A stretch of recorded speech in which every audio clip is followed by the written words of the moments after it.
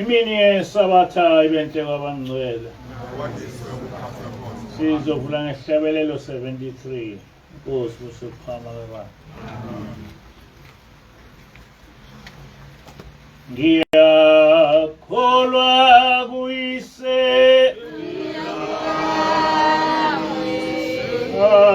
Onamandla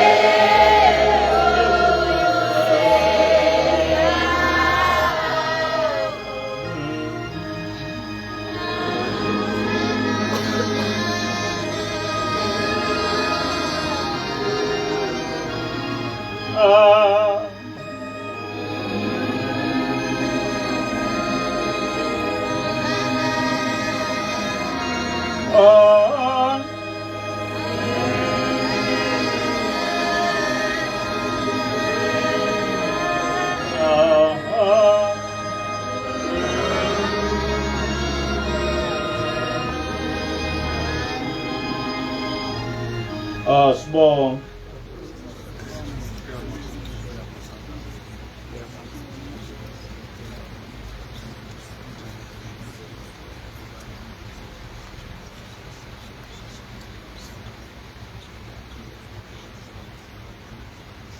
Amen.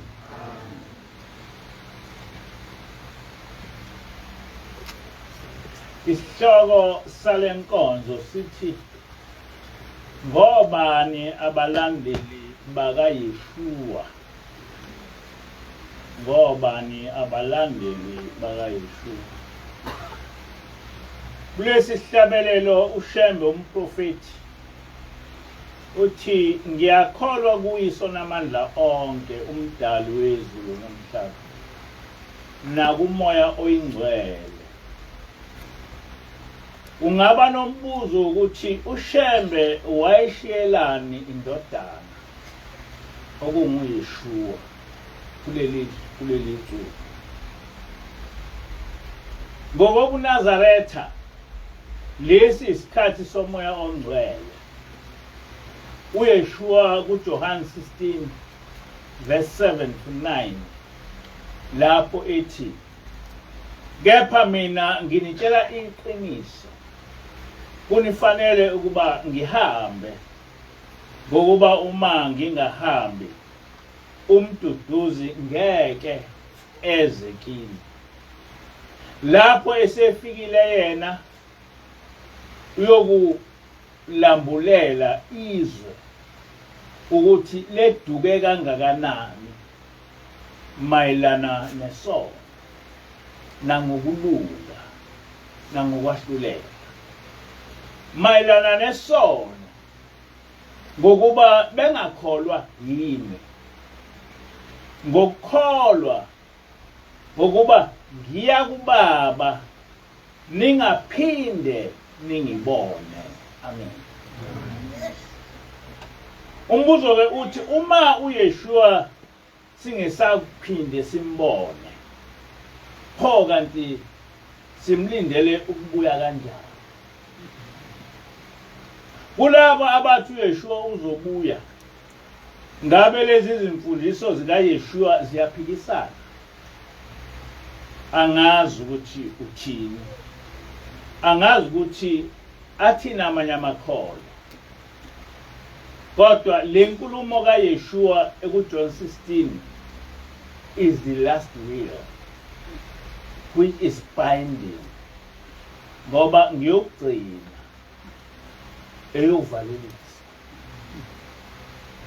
uMathewu 24 verse 27 uYeshua akakhulumanga ngokubuya kwakhe noma amaKristu ekuhumusha kanjalo, kodwa wakhuluma ngokubuya kwendodana yomuntu okuchaza noma yimuphi umprofeti.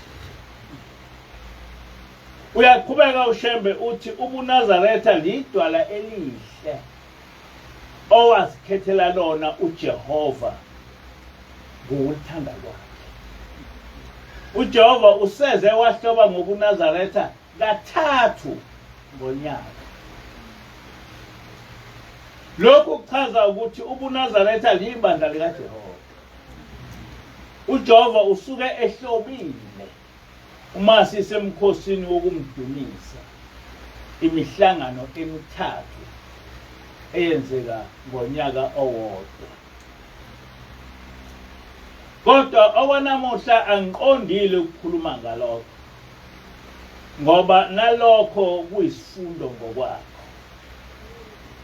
Kodwa okwanamuhla ngikhuluma ngokuthi kanti liphi ibandla likaYeshua.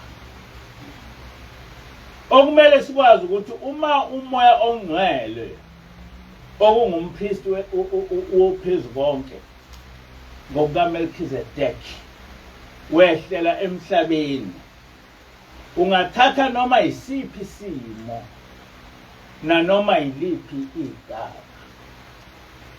Kodwa namhla ngifisa sigxile ekufundeni umlando oliqiniso ngenkolo yethu njengesizwe simnyama, ngoba ngokwenkolo sehlukene nabezizwe okungabelungu.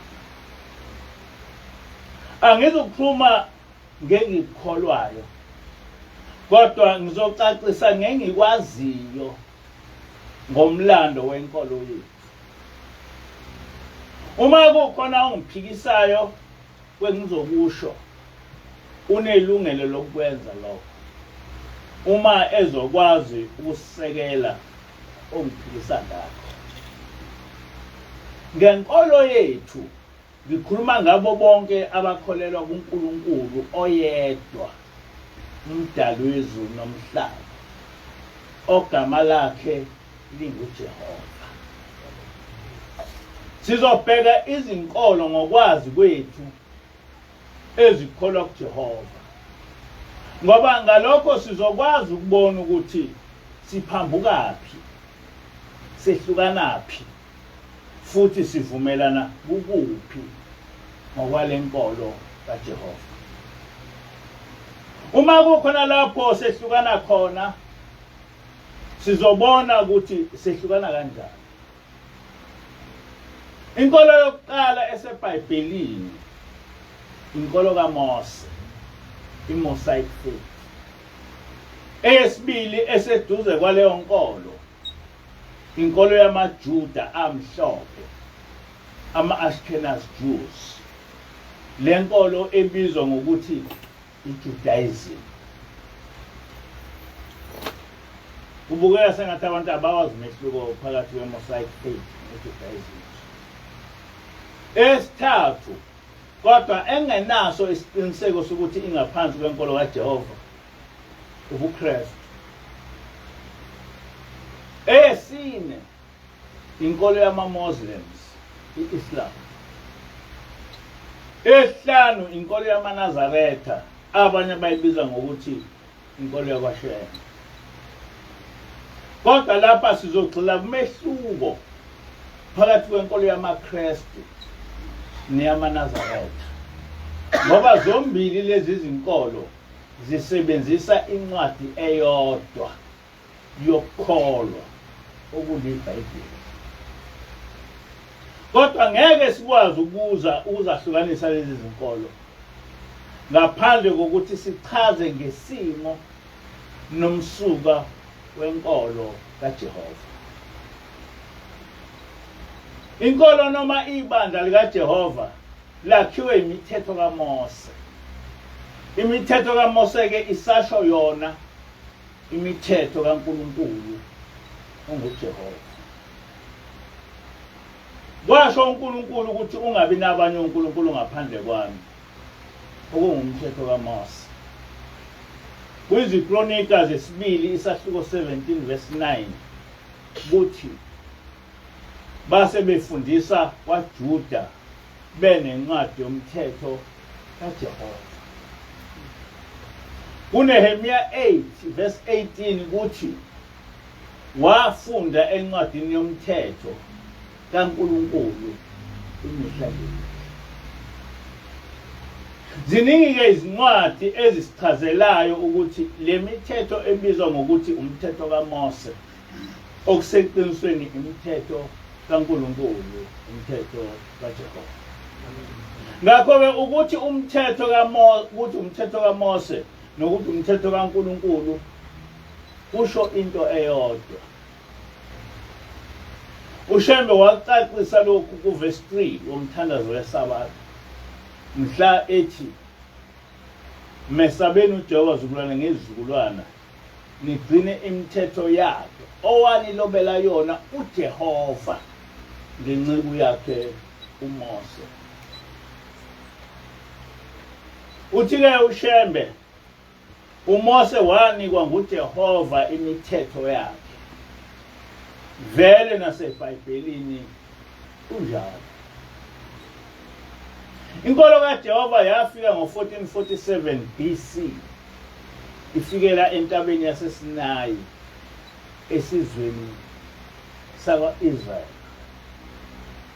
Ngo-70 AD kwaba nempi phakathi kwesizwe samaRoma namaHebheru ongabantwana bakwa-Israyeli. Ngaleso sikhathi abase besibiza ngokuthi ngamaJuda. Kuleyo mpi amaJuda abalelwa kwisigidi abulawa ngamaRoma. Amanye futhi abalelwa esigidini abalekela eAfrika, okuseLibya naseGibhithe. Amanye amaHebheru anqamula ugwadule iSahara aze azofika lapha eSouthern Africa. Thina sinzalo yalawo maJuda. Eminyakeni elandela lapho amaJuda ayezinze eWest Africa athundwa ngabezizwe ayesebazi iqiniso.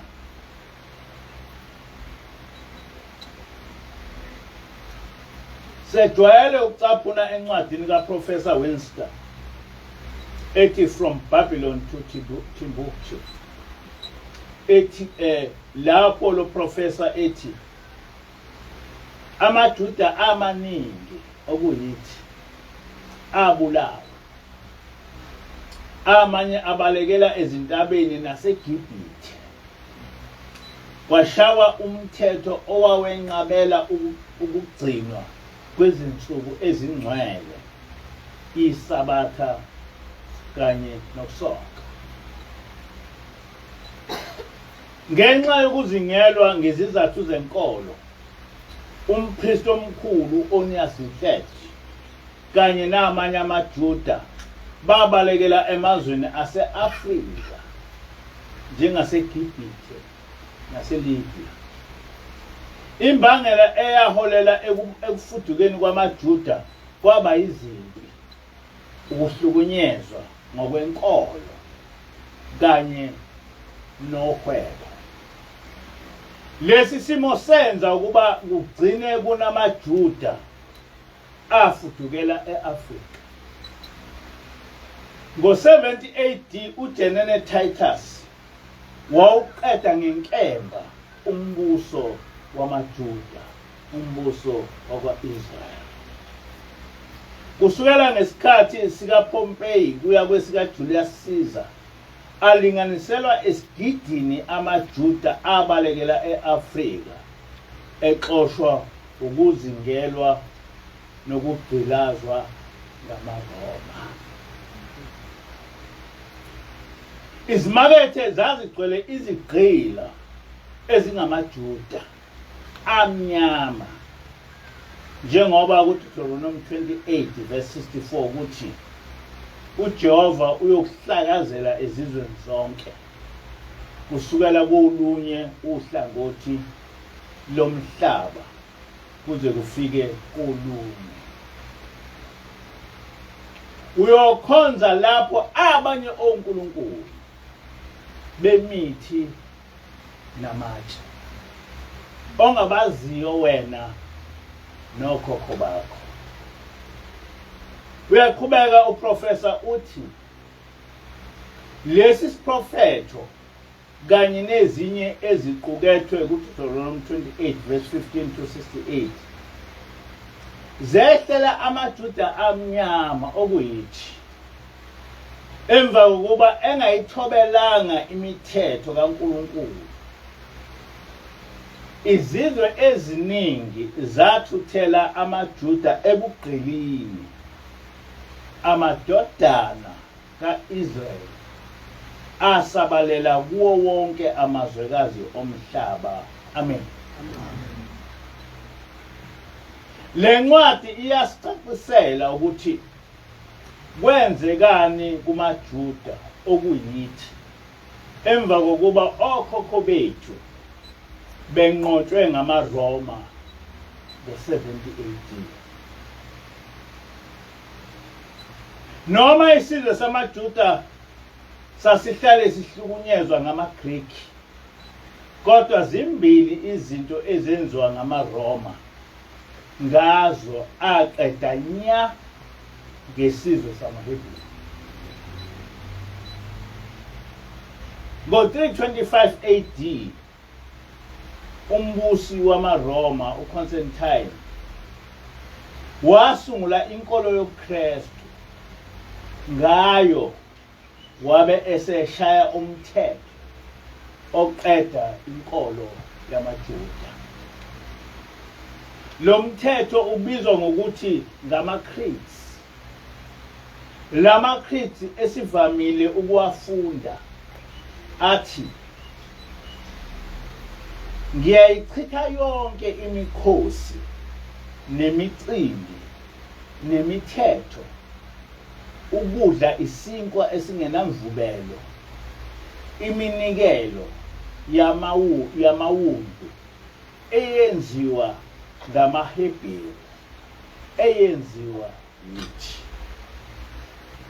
Ngichitha nayo yonke imikhosi yamaHebheru, iminikelo, imithandazo, ukuzingcwelisa kanye nokudumisa kwabo, ukuzila kwabo, imikhosi yokweshwama, amasabatha nenkoloze, amahubo nezaga, nokuya kwabo ukuyokhonza ethempelini. Mina ngokwami ngithi angikufisi nakancane ukuthi kube khona ukubuya kule nkoloze yamaJuda, kule nkoloze yethu, noma ukutholakala ngidla namaJuda.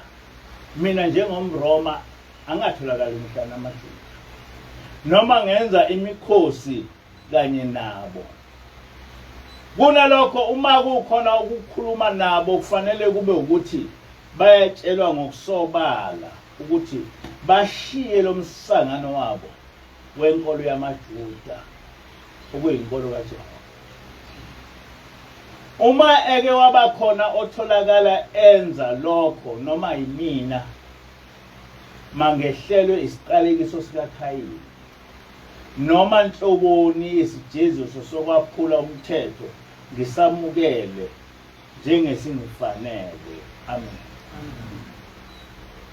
It's a very strong truth. Ekuqaleni ngithe kumele sibheke umlando wenkolo yethu ngoba yiwo ozochaza ukuthi sisesenkolweni kaJehova ngempela yini noma sesisenkolweni yabezizwe ehlotshiswe ngenkolo kaJehova na.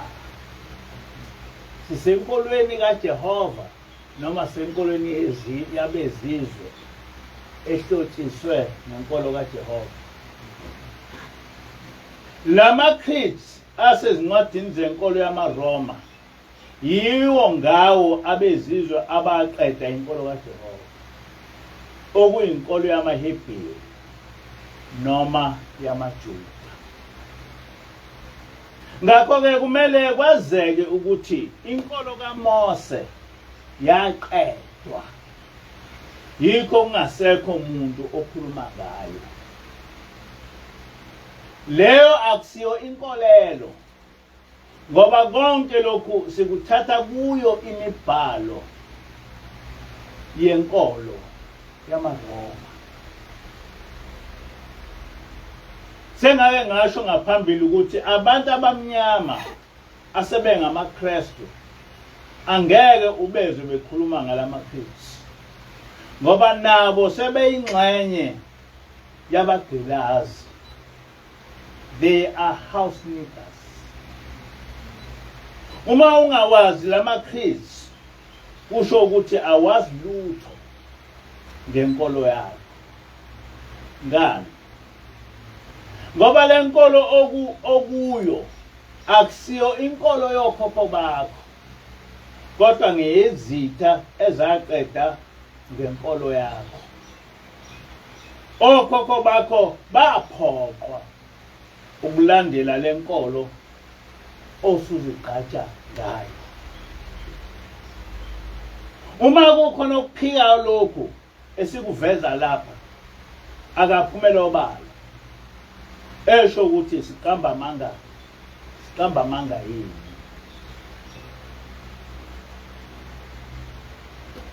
Seyibhidlizile inkolo kaJehova basikhonzisa inkolo esiholela ekukhonzeni isithixo. Isabatha laba yisonto. UbuNazaretha baba ubuKristu. iJerusalema elalikwa Israyeli labhidlizwa lase ikomkhulu likaJehova selithuthelwa eRoma emzini wezitha zikaJehova. uYeshua owayenguMesaya nokwabe kungumuntu omnyama waba nguJesu Kristu ongumlungu. Kwathiwa lo mlungu nguye owasungula ubuKristu. Ningiphikise uma nginamanga.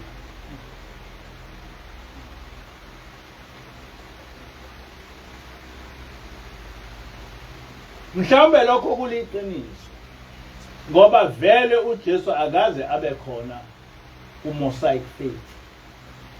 Wafika nabezizwe.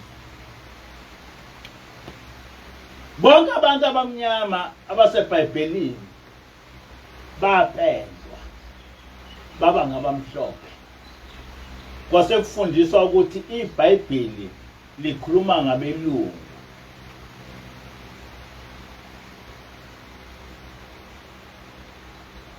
Kwase kuthi thina sabizwa ngokuthi ithina abezizwe. Ningiphikise uma ngiqamba amanga. Imithetho kaJehova yachithwa. Kwase kuthiwa sesibuswa ngumusa kaJesu. Indawo kaIsrayeli yathathwa yibandla lamaRoma. iTestament elidala lachithwa. Kwase kuthiwa amaKristu akafunde iTestament elisha kuphela. Kodwa lapha ngiqondisa lamaKristu ayaye akhulume into angayazi kodwa elandela inqubo lalaba abafundisi abaqhuba ivangeli eliyiwa. Omnye umNazaretha uthe ibandla likaJesu ngamaNazaretha. Wabe esecaphuna kuyizenzo 24 verse 5. Insizwa yakwaMgobhozi engumKristu uNkosinathi wakuphika lokho. Wabe sethi kuyizenzo 24 verse 5 amaJuda ayicabanga ukuthi uPaul uyizilothi okwakuyinhlangano yezepolitiki. Yikho bathi ungumholi wamaNazaretha. Kodwa ayikho leyo nto owayeyichaza. Wayesesaba ukusho ukuthi lento umNazaretha ebeyisho ubengayazi. AmaZilothi kwakuyinhlangano yezepolitiki noma yezombusazwe engahlangene nalutho namaNazaretha. Okuliqiniso lomlando ukuthi emva kwaYeshua nguShawulu owaba ngumholi webandla lamaNazaretha. Waba webandla elaliholwa nguYeshua okwakungamaNazaretha.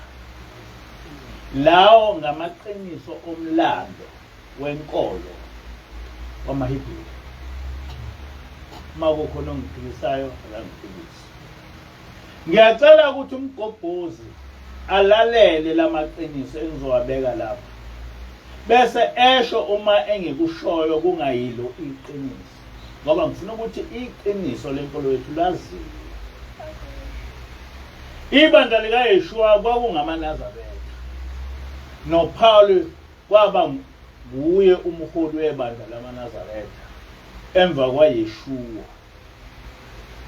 Kuningi ubufakazi balokho ngaphandle kwezenzo 24 verse 5. Eminyakeni yo-500 AD uJerome owabe engusekretari kaPope wabhala incwadi lapha ayehlaba khona ukuba khona kwebandla lamaNazaretha. Ngoba kwase kwaziwa ukuthi lenkolo yamaJuda siyaqeda. Ngoba inkolo yamaJuda yaqedwa ngo-70 AD. So ngo-500 AD kwase kunama-Nazaretha ambalwa lana kamaRoma ayeselwa nawo. Uthi-ke uJerome ufanele ukuthi esikhathini samanje ngo-500 AD sike sibhekisise laba bahlubuko abazibiza ngokuthi amaNazaretha. Ngisho ubabheka nje uyabona ukuthi bangamaJuda ayikho futhi enye abasebenzisa iTestament elisha kuphela, kodwa baphinde basebenzise nalelo elidala lamaJuda. I repeat, abasebenzisi iTestament elisha kuphela, kodwa baphinde basebenzise nalelo elidala lamaJuda. AmaKristu achitha ngamaCrete iTestament elidala ngoba kuthiwa ngelenkolo yamaHebheru engemukelekile enkolweni yobuKristu. So ngokomthetho sisekelo wamaKristu, amaKristu are not supposed to even to read iTestament elidala. Yikho bengazilutho nje ngayo. Uyaqhubeka uJerome uthi amaNazaretha akayichithi imithetho yamaJuda nabaprofeti nemibhalo yabo. Ngalokho kwenza ngabamukelekile kumaJuda njengoba bengahluke ngalutho kuwona. Ngamanye amazwi uJerome ulwela ukuthi lawa amaNazaretha alifundelani iTestament elidala. Ngokwala amaCrete, uma ungumKristu kumele uyichithe imithetho, abaprofeti nemibhalo yamaJuda. Konke lokhu okusenkolweni kaMose. In short, kusho ukuthi ichithe inkolo kaMose. Uthi-ke uJerome basho zonke lezi zinto ezifundiswa emabandleni abo amaJuda. Okuhlukile ngabo kumaJuda ukuthi bona bayakholelwa kuMesaya uJesu Kristu. Yilokho okuhlukile kubo ukuthi bayakholelwa. Kusho ukuthi amaNazaretha ayugcina umthetho kaMose futhi ekholelwa uJesu njengoba senza. Bafundisa nokuthi kukhona uNkulunkulu oyedwa, kodwa uJesu indodana yakhe. Bafunde njengawa amaJuda la. Njengoba nathi sikholelwa ukuthi kunoNkulunkulu oyedwa, kodwa futhi sikholelwa ukuthi uJesu indodana kaNkulunkulu. NjengamaNazaretha ayelandela inkolo kaJesu.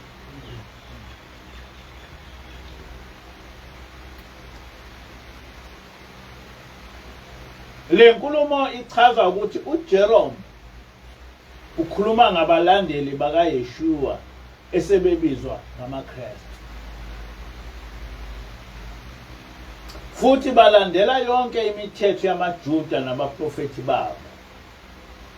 Bona okubenza ukuthi behluke kwamanye amaJuda ukuthi nje bayamemukela uMesaya. AmaNazaretha ayelandela umthetho kaJehova, kodwa umehluko wawo ukuthi abuye futhi amemukele uYeshua ngokuthi uMesaya, njengoba noShembe efike wafundisa kanjalo. Kodwa ngale kwalokho balandela imithetho yonke yamaJuda, okufaka phakathi ukusoka, iSabatha namanye amadili amaJuda, njengoba noShembe wafike wenza. Abalandeli bakaYeshua babeligcina iSabatha futhi besoka ngokomthetho kaJehova. Njengoba namaNazaretha kaShembe ayaligcina iSabatha futhi ayasoka ngokomthetho kaJehova okuthiwa umthetho kaMose. Can you see that amaNazaretha akudala ayefana nalamaNazaretha akhona? Ngakho lempikiswana yamaKristu ngeSabatha nangomthetho kaNkulunkulu ayinasidingo.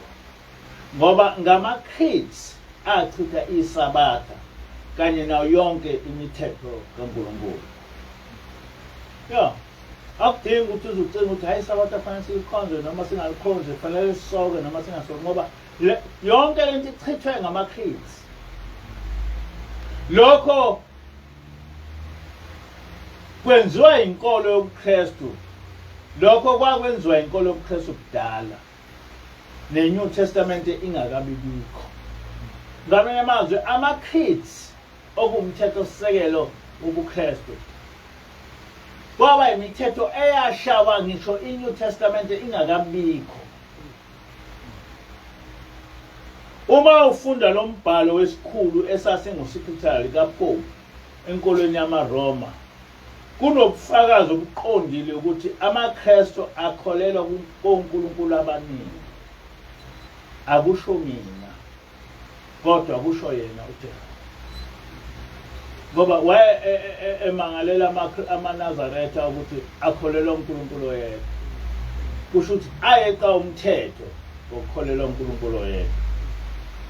AmaKristu akholelwa uNkulunkulu omthathu emunye, okuyinkolo engaziwa ezulwini, engaziwa kuJehova.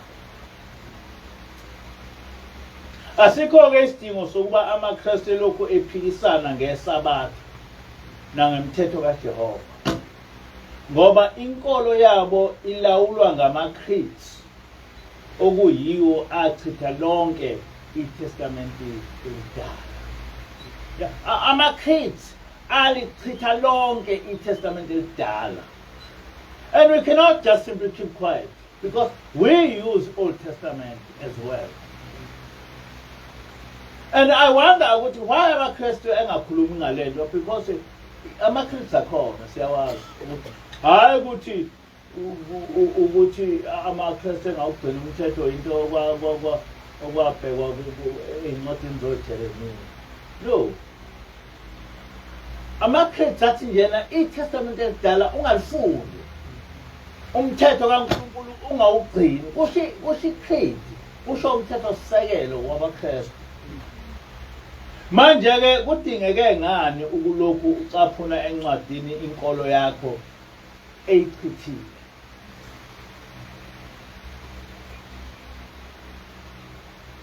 Singasho kanjani ukuthi inkolo echitha inkolo kaMose ngama-creeds ingaphansi kwenkolo kaJehova? AmaKristu asakholela ekugcineni umthetho kaJehova. AmaKristu asakholelwa ekugcineni komthetho kaJehova. Ake icubungule le creeds noma lama-creeds, ngoba basabuswa yiwo. They've not been repealed. Anganoma ngithi amaKristu asakholelwa enkolweni kaJehova akabhekisisela ama-creeds, ngoba basahamba ngalama-creeds noma bengasho ngomlomo, kodwa ngezenzo basahamba ngalama-creeds, ngoba namanje balichithisa abantu, namanje bazidla ingulube, namanje abasobi. So lama-creeds lana are still being followed by the new Christians. But they don't say that, no, we are following the creeds. They start quoting iBhayibheli lenkolo yamalokhuzo, and yet ama-creed abo athi alingafundwa ngoba ngelenkolo yamaHebheru. Lokhu kumele kucace, ngoba ngobuqili sizolokhu sifundiswa ukukholwa ngabantu vele abangekho ngaphansi kwenkolo yethu, ngoba thina sinenkolo ebuswa inqubo yokukholwa kaNkulunkulu okwafikela entabeni yaseSinayi. Inkolo yethu is very clear, ibuswa inqubo yokukholwa kaNkulunkulu owafika nayo entabeni yaseSinayi.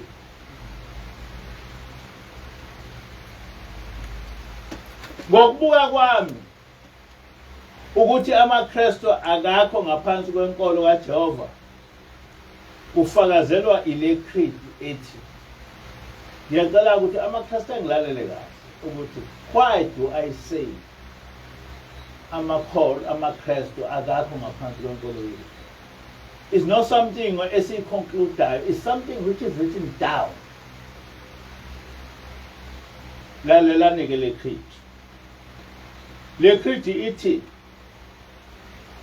ngiyawemukela onke amasiko, imicimbi, imithetho, imikhosi yamaRoma, iminikelo, imithandazo, ukuzihlanza ngamanzi, ukungcweliswa umpristi omkhulu wamaRoma, uPontificus Magnus. Ngamukela nomkhosi wesabatha likaNkulunkulu oyilanga, Sol Day noma Sunday. Niyakuzwa ukuthi ngamukela nomkhosi wesabatha likaNkulunkulu oyilanga. Bizokuthiwa Sunday.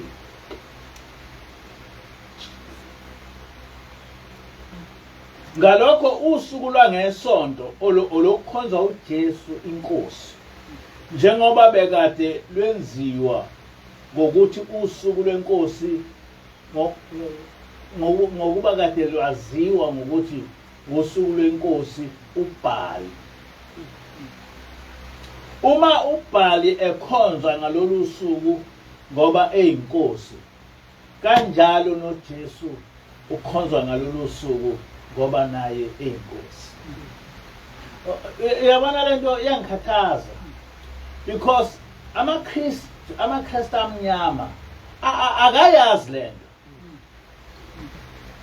Ungabezwa nje nabebe bevikela iSunday ngeyokuza usuku lwesabatha sazi ngani ukuthi lwalunini and all that, but icreed yabo iyasho ukuthi usuku lwese abakhonza ngalo usuku lokukhonza uNkulunkulu oyilanga.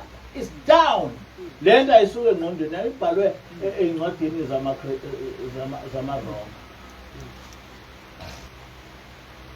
Ngakho asikho isidingo sokuthi umuntu elokhetha hayi siphila embusweni omusha, asaphili ngaphansi komthetho because of Jeremiah. No, aniphili ngaphansi komthetho because of amaCreed.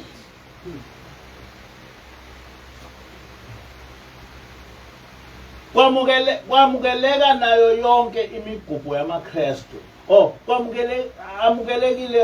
Yamukelekile yonke imigidi yamaKristu, kanye nokudla neziphizo zesizwe samaRoma. AmaRoma isizwe. Ngamanye amazwi uma ungumKristu kufanele ulandele yonke into yesizwe samaRoma. Kodwa thina semukela yonke into yomthetho kaJehova. There's a difference. Ngamafushane nje konke okuyisikompilo lwesizwe samaRoma nemigubho yabo nemicimbi siyakwemukela kule nkolo entsha yaseRoma ebizwa ngokuthi ubuKristu. Amen. Angazi ukuthi abantu abamnyama mhlawumbe lento bayayazi noma banza njani. Do they know it? Angazi noma bayayazi. Ngoba lento siyithatha ezincwadini zamaRoma. They are there. Umthetho sekelo lona engufunda wamaRoma. If Christians do not know this law, then I'm telling them this is the law of your religion. Angazi noma uNkosi nathi Gumbi nabanye abafundisa ngobuKristu bayabachazela yini abantu ngalamaCreeds abusa ubuKristu. LamaCreeds angumthetho sekelo wobuKristu futhi namanje osasebenzayo. Uma ungiphikisa shono ukuthi ungiphikisa ngani. Ngoba namanje amaKristu asonta ngesono. Namanje amaKristu alichitha isabatha. Namanje amaKristu ayagunda. Namanje amaKristu edla ingulube. Enza yonke into. Because bathi abekho ngaphansi kwenkolo yamaHebheru okuyinkolo kaJehova.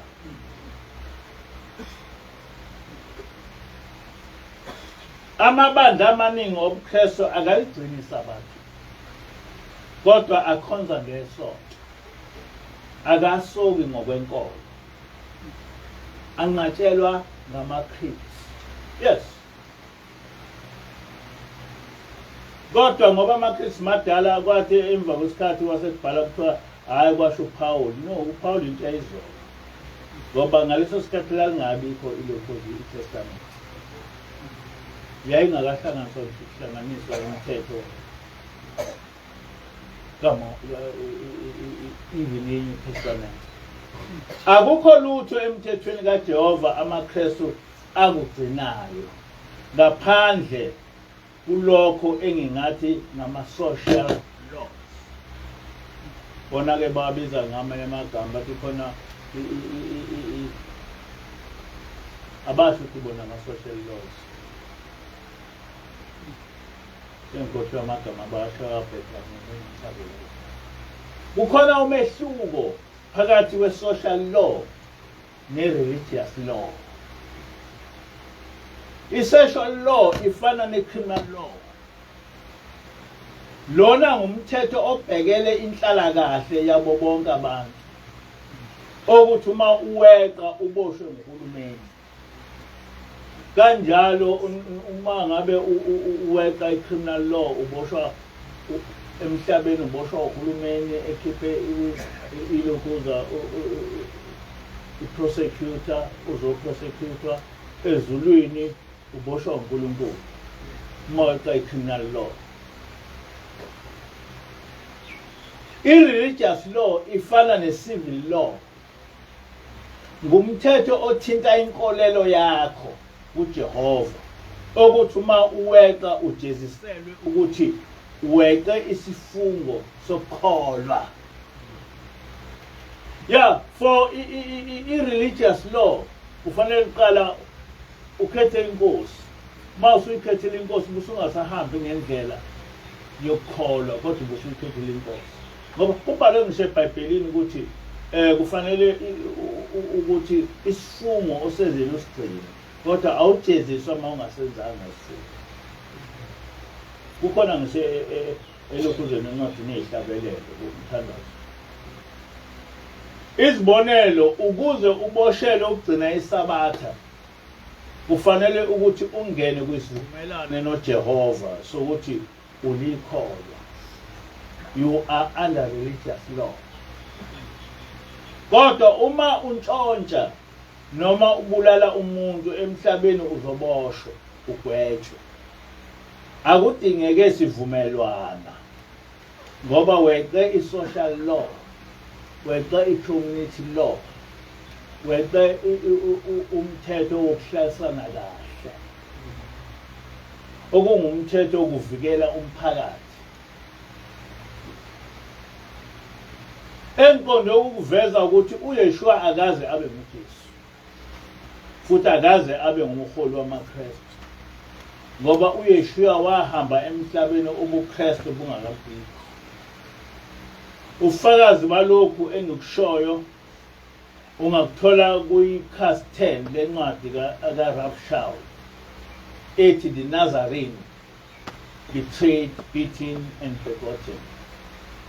Lapho khona lo professor ethi abantu abaningi sebeqala ukuqonda ukuthi abalandeli bakaYeshua bangamaNazaretha hayi leli gama labezizwe. Kusho iJuda hayi ukuthi kusho mina. Did you know abalandeli bakaJesu bangamaNazaretha hayi amaKristu? Ngokutholakala kwe-Dead Sea Scrolls okuyimibhalo yamaHebheru emidala eyabakhona noYeshua engakazalwa ngasekhulwini leminyaka yokuqala sesinolwazi ngebandla lamaNazaretha elaliholwa nguYeshua. Ekhasini 25 uShaul uthi siyazi ukuthi ibandla lamaNazaretha lasungulwa ngumprofeti uJohane. nguJohane owafundisa uMesaya okunguYeshua wamcijela ukuba abe ngumpristi omkhulu. kodwa uma ungase ufunde lento amaKristu ahlelile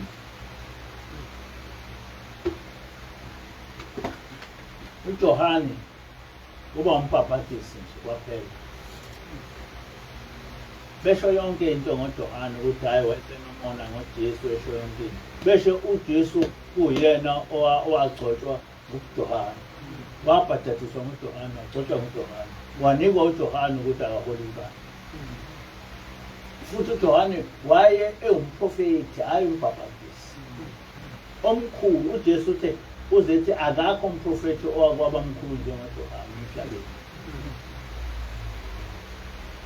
uYeshua wakuthatha kuJohane ukhola ibandla lamaNazaretha okwathi egcineni leli ibandla lamaNazaretha laholwa ngumpostoli uShawuli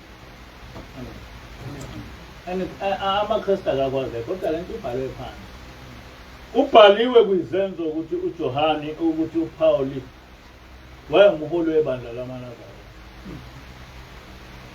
ngafunda kwenye incwadi lapho kwakuchazwa khona ukuthi abalandeli bakaYeshua abangamaJuda ekuqaleni babizwa ngama-Jewish Christians emva kwesikhathi lakhishwa leli gama elithi Jewish kwasekuthiwa bangama-early Christians kule ncwadi lo mbhali okokuqala uyachaza ukuthi njengoYeshua noJesu kunoShawuli noPaul. You must bear that in mind ukuthi eBhayibhelini kakhulukazi eTestamenteni Elisha kunoPaul waseTestamenteni Elidala noPaul owakhiwe ukuze udideke ugcine ungafundini oyifundayo usofunda kuphela lokho okutshelwa ngaBhayibheli njengoba uYeshua wayekhona kodwa uJesu wakhiwa kanjalo uShawuli waba khona engumHebheru kodwa uPaul wakhiwa ngabezizwe ukuze ngaye bachithe umthetho kaMose lezi zincwadi okuthiwa ngezikaPaul eziphikisa imithetho kaNkulunkulu zincwadi zikaPaul mbumbulu oseqanjwe ngoSawuli owaba khona lokho angeke ukunake kodwa uma usufundisisa uzothola ukuthi kukhona uShawuli bese kuba noPaul ongakaze abe khona kodwa okwenziwe sengathi ekuchitheni umthetho kaMose bekulivangeli lakhe uShawuli waba engumHebheru engaphansi kwenkolo kaMose futhi eshumayela ngokugcina komthetho kaNkulunkulu kwizenzo 28 verse 22 to 23 kuthi kepha thina siyathanda ukuzwa ukuthi ucabangani ngoba thina siyazi ngaleli hlelo lamaNazaretha izenzo 24 verse 5 ukuthi liyaphikiswa ezindaweni zonke kungamaJuda ayebuza uPaul lo sifuna ukuyizwa le ndaba kaNkulunkulu wakho baya kuyendini ngobuningi uPaul wabacacisela ngomthetho kaNkulunkulu wabanxanxa ngoJesu ethathela emthethweni kaMose nakubaprofeti so manje lo Paul usephikisa umthetho kaMose useqhamukaphi ngoba uPaul kuzenza wayefundisa amaJuda ngomthetho kaMose nabaprofeti kunencwadi yabapostoli abangu-12 ethi the gospel of the 12 apostles eyashiswa ngamaRoma ngoba bebona ukuthi iqukethe izimfundiso eziphambene nenkolo yabo yo abapostoli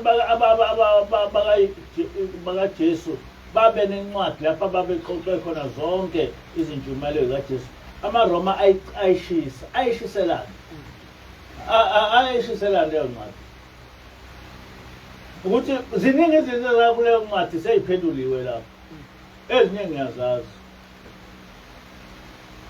kule ncwadi lena the 12 apostles bayasho ukuthi Jesu wayeganwe uMagdalene benabantwana abathathu keshiwo lokho uDr. Qakazo uyakwazi kodwa yayisishiswa Angazi ukuthi what was important about Jesus not being married. As if ukushada kuyisono. What were they trying to do? To say? Kwabe sekuqanjiswa lo Paul Mbumbulu ukuze kwabe sekuqanyiswa lo Paul Mbumbulu ukuze kube sengathi umthetho kaJehova uchithwe ngenkolo ngokwenkolo yawo amaHebheru. Manje na lo Paul lona bathena ungamaHebheru kodwa futhi uchitha inkolo yamaHebheru. That no, they only took the name and created their own Paul. Kuyacaca lapho ukuthi sinoPaul ababili. Omunye ufundisa ngomthetho kaMose, kanti omunye unemfundiso yokuchitha umthetho kaNkulunkulu. SinoPaul ababili, but Christians don't see that. Sasa kuthola kuRabshal, no, this thing goes like that. Because awukwazi ukuthi ngafike ngingumuntu oyedwa ngikhuluma enye into mangikhamba ngale kwentu. So basebebhala ukuthi hayi ngezinto zonke uma ngeke umaJuda ngikhuluma njengamaJuda uma ngeke umaHebheru ngikhuluma njengamaHebheru. It's nonsense there. There's no such thing. Can you say ukuthi ngizothi mangimikini ngithi hayi ningayidli ingulube uma sengingale kwabeyonto hayi idleni ingulube. Ngike ngalena ngithi ningaliqondi ikhanda uma sengiya kwenye indawo ngithi hayi liqondeni ikhanda. No. This is nonsense. Ayikazi bekhona leyo. These are two people. Omunye wakhiwe ibona abazenzela basebeqamba igama. Because abelungu banawo lo mthetho ukuthi beyishintshe into njengoba ngisho ngithi abantu abamnyama bapendwa. Baba bamhlophe. uJesu omnyama wapenda washintshwa ngesigaba. Yabo. Yonke into babeyishintshe kodwa mabeyishintsha bekwenza ungaboni ukuthi bayishintshile. Ngakho ke kungumbuluza ukulokhu siphikisana ngezimiso zenkolo yophezkonke. Ngoba amaKristu ayichitha kudala leyo nkolo. Uma kukhona ongiphikisa kulokhu engikushoyo akasho ukuthi ungiphikisa ngakho. Ngoba inkolo kaNkulunkulu yachithwa yonke into yashintshwa and kunqanele kwengisho kuningi okwashintshwa. Can you imagine ukuthi labantu bona sibinde singanani bespende besenze sibe abelungu bempende noJesu bemenze ebe umlungu beshintshe negama lakhe. Uthi uma uyacabanga kwenzeka kanjani ukuthi amaJuda elwa namaRoma bebulalana ngendlela enjena uJesu uyambona usesenkolweni yamaRoma? How? They've got no time to explain to you. You just have to take what they say. Inkosi busele kuNingizimu.